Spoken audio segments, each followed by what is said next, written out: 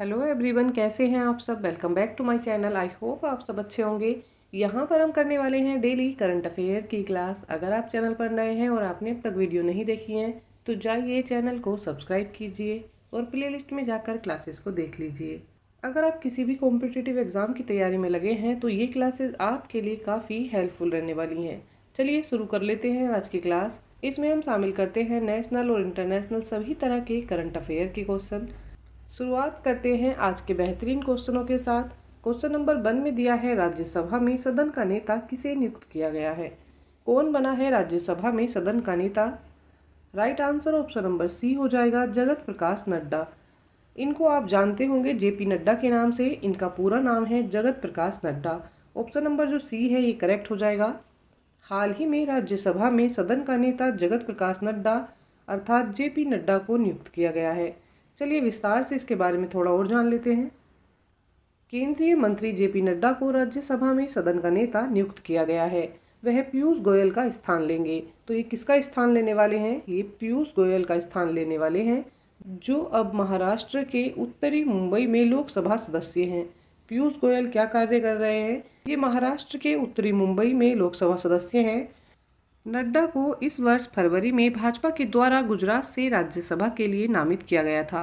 ये गुजरात से राज्यसभा के लिए नामित हुए थे। अब ये राज्यसभा सदन में नेता के रूप में कार्यभार संभालेंगे। ऑप्शन नंबर जो सी है ये करेक्ट हो जाएगा। चलिए देख लेते हैं क्वेश्चन नंबर 2।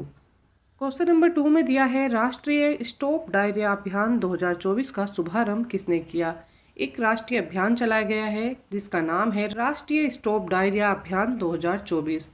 राइट आंसर हो जाएगा option number A, JP Nadda. राष्ट्रीय स्टॉप डायरिया अभियान 2024 का शुभारंभ जेपी नड्डा ने किया है अर्थात जगत प्रकाश नड्डा ने किया है। ऑप्शन नंबर ए करेक्ट है। जानते हैं इसको थोड़ा विस्तार से। केंद्रीय स्वास्थ्य एवं परिवार कल्याण मंत्री जगत प्रकाश नड्डा ने हाल ही में राष्ट्रीय स्टॉप डायरिया अभियान का शुभारंभ किया।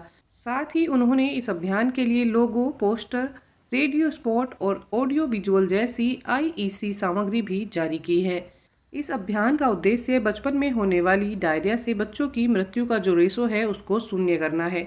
यहाँ पर राइट आंसर क्या हो जाएगा। राइट आंसर है जेपी नड्डा। और उन्होंने किसका शुभारंभ किया है। एक कार्यक्रम शुरू किया गया है स्टॉप डायरिया अभियान, इसका इन्होंने शुभारंभ किया है। चलिए देख लेते हैं क्वेश्चन नंबर 3। क्वेश्चन नंबर 3 में दिया है, हाल ही में किसने विश्व निवेश रिपोर्ट जारी की है। किसने जारी की है विश्व निवेश report 2024। Right answer option number B हो जाएगा, यूएनसीटीएडी। हाल ही में यूएनसीटीएडी ने विश्व निवेश रिपोर्ट 2024 जारी की है। ऑप्शन नंबर बी करेक्ट हो जाता है। चलिए जानते हैं इसके बारे में थोड़ा विस्तार से।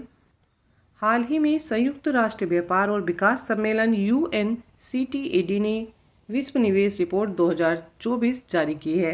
रिपोर्ट के अनुसार साल 2023 में वैश्विक प्रत्यक्ष विदेशी निवेश एफडीआई में 2% की मामूली सी कमी आई है।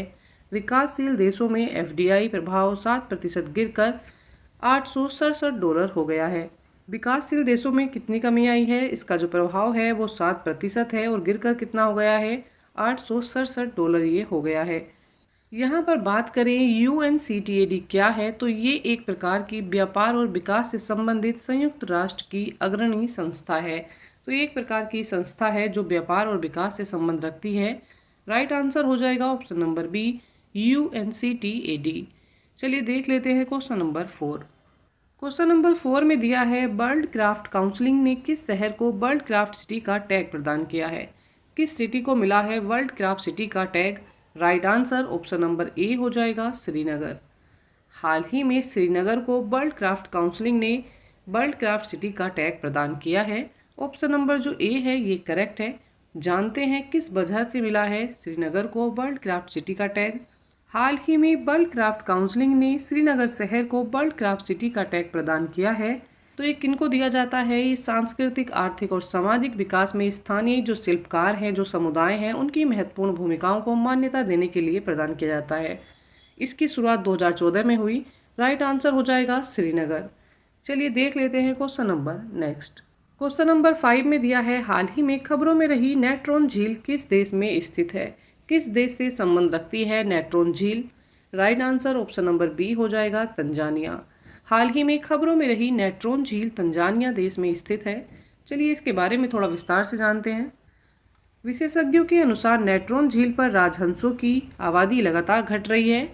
आप जानते होंगे राजहंस क्या है, इनको फ्लेमिंगोज भी बोला जाता है। इसके पीछे प्रतिकूल मौसम और अतिक्रमण को कारण बताया जा रहा है, जिससे पक्षी कम संख्या में वापस लौट रहे हैं। नेट्रोन झील उत्तर तंजानिया में केन्या की सीमा पर स्थित एक खारे पानी की झील है। यह एक रामसर साइट भी है। तो ये एक रामसर साइट है और साथ ही ये स्थित है तंजानिया में केन्या की सीमा पर। और इसमें किस पक्षियों की संख्या कम हो रही है, तो राजहंसों की संख्या जो है इस पर लगातार कम हो रही है और वो कम हो रही है प्रतिकूल मौसम और अतिक्रमण के कारण। राइट आंसर हो जाएगा तंजानिया। चलिए देख लेते हैं question number next. Question number 6 में दिया है केरल के किस शहर को आधिकारिक रूप से भारत का पहला यूनेस्को साहित्य का शहर घोषित किया गया है। तो कौन से शहर को भारत का पहला यूनेस्को साहित्य शहर घोषित किया गया है? Right answer option number C हो जाएगा कोझिकोड। ऑप्शन नंबर जो सी है ये करेक्ट है। केरल के कोझिकोड शहर को आधिकारिक रूप से भारत का पहला यूनेस्को साहित्य का शहर घोषित किया गया है। जानते हैं इसको ये शहर क्यों घोषित किया गया है। केरल के उत्तर में स्थित कोझिकोड शहर को आधिकारिक रूप से भारत का पहला यूनेस्को साहित्य का शहर घोषित किया गया है। यह शहर अपनी समृद्धि सांस्कृतिक धरोहर के लिए प्रसिद्ध है। इसकी घोषणा यूनेस्को क्रिएटिव सिटीज नेटवर्क के तहत की गई है, जिसे 2004 में शुरू किया गया था। यूनेस्को क्रिएटिव सिटीज नेटवर्क को कब शुरू किया गया? इसको 2004 में शुरू किया गया। वर्तमान में दुनिया भर में लगभग 300 शहर इस नेटवर्क का हिस्सा हैं। राइट आंसर हो जाएगा कोझिकोड। ऑप्शन नंबर जो सी है ये करेक्ट है। इसी के साथ आज की ये करंट अफेयर की क्लास यहाँ कंप्लीट होती है। आई होप ये क्लास आपके लिए काफ़ी हेल्पफुल रहने वाली है। अच्छी तैयारी के लिए साथ में बने रहिएगा। चैनल को लाइक शेयर एंड सब्सक्राइब कीजिएगा।